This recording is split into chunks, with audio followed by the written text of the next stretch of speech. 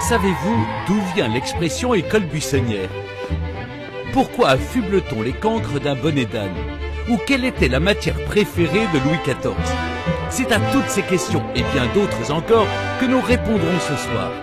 Et comme la fabuleuse histoire, ce n'est pas un cours d'école, nous apprendrons en nous amusant.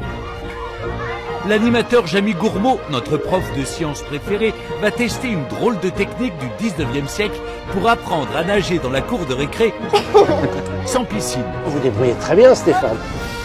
Avec lui, nous allons ressortir nos plumes et retrouver les pupitres en bois de l'école de la Troisième République. Puis dans une classe d'art ménager des années 50, la comédienne Charlotte de Turckheim plongera dans ses souvenirs d'écolière. Elle apprendra, entre autres, les ficelles du métier le plus glamour de l'époque, dactylo. Elle écrit vite, non, t'écris vite. Bien sûr, elle écrit n'importe quoi. Moi aussi, j'écris vite, regarde. Voilà maîtresse. Notre voyage nous emmènera jusqu'au Moyen-Âge. Aux côtés de l'humoriste Jarry, nous allons nous initier au prestigieux métier de tailleur de pierre. De quoi décontenancer ce père de famille et ancien prof, un poil maladroit. Moi, je suis pas trop bricoleur. Et là, je me dis, ça sent le bricolage. Choc des cultures garanti aussi pour la chanteuse Angelina. Loin de son univers d'adolescente, la collégienne nous accompagnera au fil des époques et sera admise à l'Académie des Nobles de Louis XIV.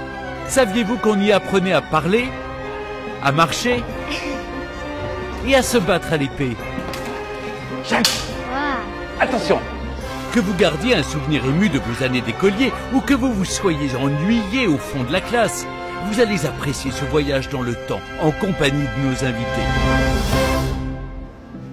Notre fabuleux voyage va pouvoir commencer.